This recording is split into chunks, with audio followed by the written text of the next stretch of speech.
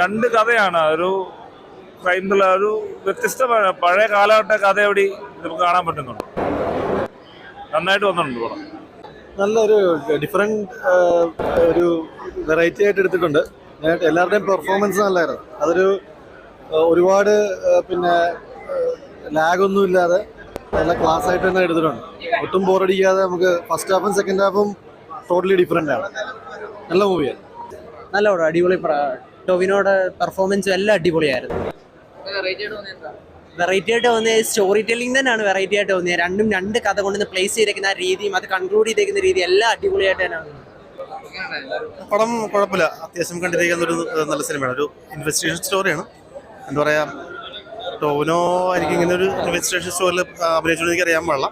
മുമ്പ് അഭിനയിച്ചൊരു കൽക്കുന്ന പോലീസ് സ്റ്റോറിൽ അഭിനയിച്ചത് വളരെ സ്ലോ സ്പേസ് ആണെങ്കിലും നല്ല രസമായിട്ട് നല്ല എന്താ പറയുക ഒട്ടും ബോറടിക്കലായിട്ട് കണ്ടിരിക്കാൻ പറ്റുന്ന